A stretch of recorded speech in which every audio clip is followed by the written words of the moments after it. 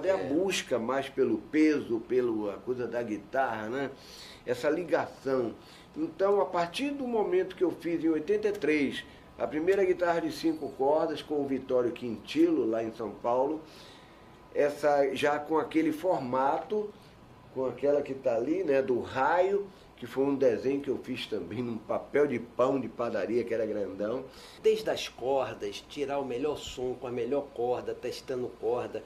Uma vez você me deu de presente um saco de corda que você comprava, só usava às vezes a primeira ou a segunda, me dava a quarta e a quinta, me dava um saco de corda. Eu digo, rapaz, como é que esse cara usa tanta corda assim e tal? E você não quer não, Armando? E você, não. Então eu via você sempre vendo essas coisas das cordas. Antes de você botar o nome de guitarra baiana, você botava, as tarraxas eram todas de cavaquinho assim, você fez uma guitarra que usou até na Cor do Som, que ela já tinha as tarraxas. Você foi o primeiro a tirar aquele captador, que antes só quem fazia guitarra era Dodô, então os captadores eram todos. Você foi o primeiro a usar um captador, importar um captador de Gibson. De Gibson, que você botou naquela vermelhinha. E aí eu me lembro que você foi na Del Vecchio, e eles tinham lá o modelo daquele cavaquinhozinho elétrico. Exato. Eu não sei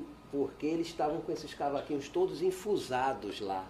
Tinham mais de 50 shapes lá pronto, vazios, né, com os trajes todo pronto. O cara disse, tá tudo infusado aí, não sai. Levei uma tarde escolhendo o mais perfeitinho. Que era difícil, né? E você aí botou o captador, botou as tarraxas, envenenou o cavaquinho todo. E eu me lembro também quando você começou a usar distorção, quando você saiu com esse cavaquinho e foi gravar o primeiro disco do trio.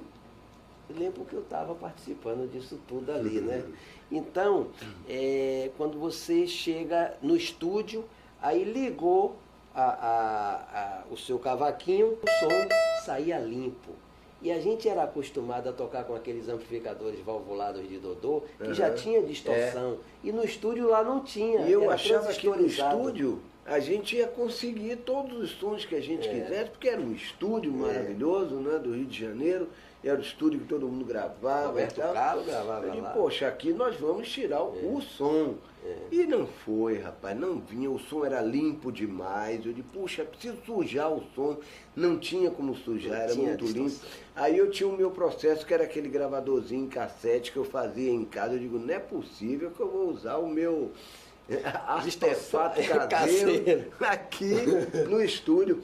Rapaz, não deu outra. Isso foi no primeiro disco, Jubileu de Prata. Jubileu de Prata é todo Quando liguei o gravador, que botei todo o volume, que eu toquei, aí pessoal, olha o som do trio elétrico. Eu disse, tá vendo?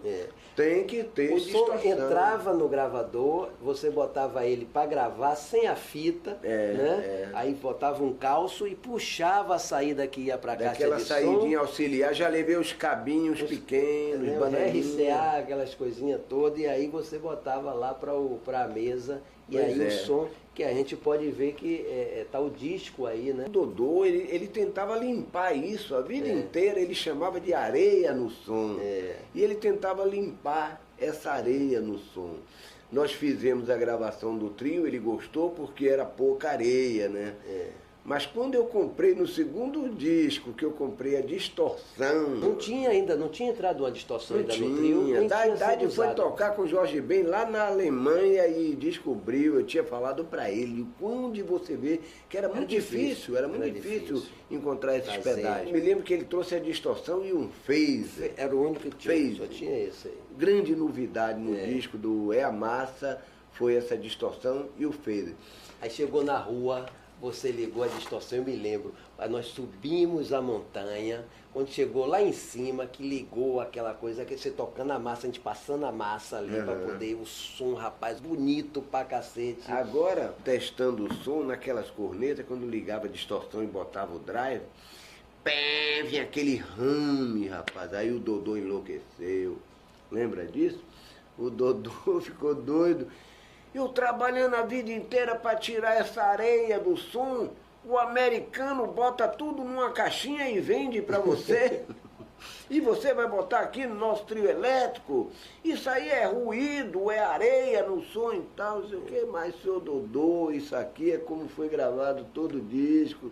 Essa areia, aí eu pedi pra ele chegou uma hora que ele, ou eu ou esse pedal aí. Aí desceu, aí pra buscar ele eu falei, seu Dodô, olha, o senhor vai regular pra mim. Pronto, fica com o senhor.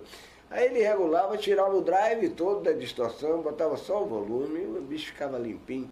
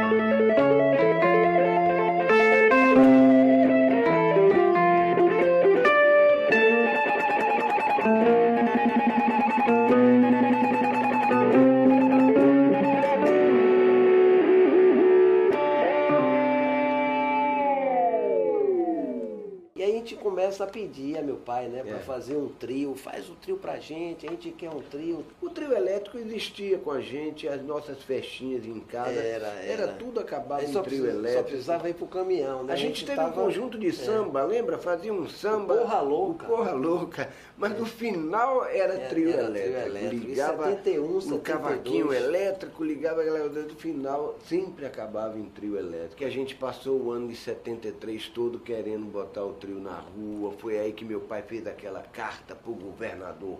E quando chegou para entregar a secretária, eu sou inventor do trio elétrico, junto com o Dodô, a gente quer voltar ao trio, preciso entregar essa carta para o nosso governador. A menina passou um rádio para a ACM lá dentro, quando falou inventor do trio elétrico, que ele manda entrar esse maluco aí. Porque ninguém conhecia Dodô e Osmar, ninguém sabia. E aí eles passaram a usar o nome de o trio elétrico. Exato. Eles ficaram a década... O nome do conjunto. Eles ficaram a década de 50 toda usando o nome O Trio Elétrico. Não existia Dodô e Osmar, o nome. Me lembra aquela foto que você descobriu do segundo trio, que ainda era uma caminhonete, e que eles pediram para alguém pintar de qualquer jeito ali o trio elétrico. Eles faziam a roupa assim, tinha assim, o trio elétrico. Tinha um emblema bordado por Tia Norita. O trio elétrico, isso aí aqui, era o nome do conjunto que tocava o ano inteiro nas festinhas deles, que não eram profissionais, eram amadores, e faziam as festinhas de aniversário dos amigos. Tudo brincava, era brincadeira. E aí, quando começam a aparecer os trios elétricos, os outros seguidores, era assim, conjunto 5 irmãos, Conjunto Atlas. E aí o povo, quando via o caminhão vindo, dizia, lá vem o trio elétrico, lá vem o trio elétrico. Outro trio lá elétrico. vem outro trio elétrico. E lembra disso? Quando nós pedimos para meu pai fazer o trio da gente, em 73, ele não conseguiu fazer naquele ano, teve essa história da carta, tudo, para a gente ir buscar patrocínio, porque bancar o custo todo, nós aí, quando fizemos o trio, ia sair o trio elétrico, até que a gente conseguiu montar a carroceria, meu pai fazendo lá no fundo da oficina. Você se lembra como é que a gente ensaiava?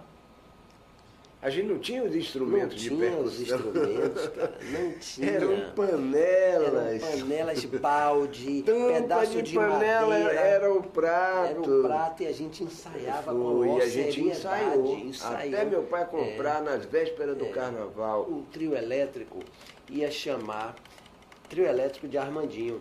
Você estava famoso no Brasil todo e tinha essa coisa. E você queria botar o nome do trio elétrico de Dodô e Osmar, para poder perpetuar o nome deles dois. Porque até então ninguém sabia quem era Dodô e Osmar. Quando veio a ideia do primeiro disco, qual era? Era gravar aqueles frevos todos de Dodô e Osmar.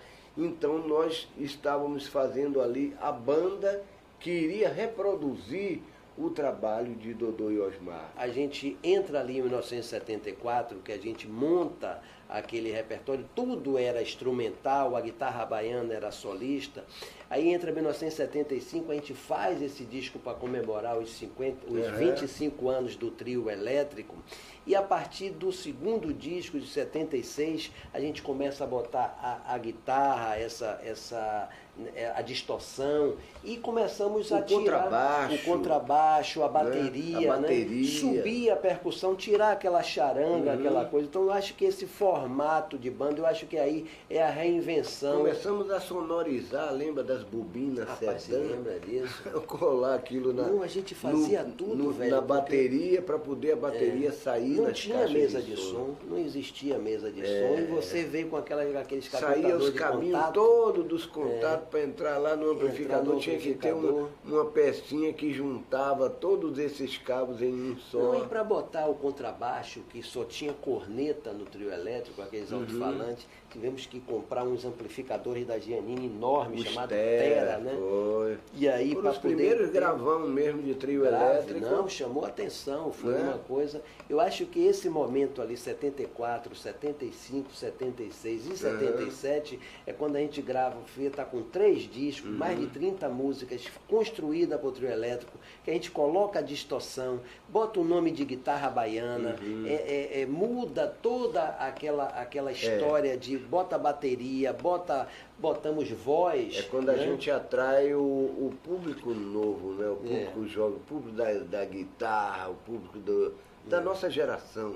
Não é que até então o trio elétrico era aquela coisa carnavalesca, como bandinha de clube e tal, não tinha um quê pop.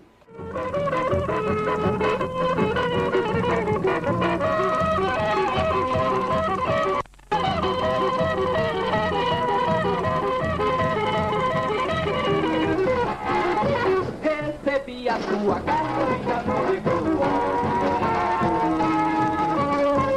Minha mensageiro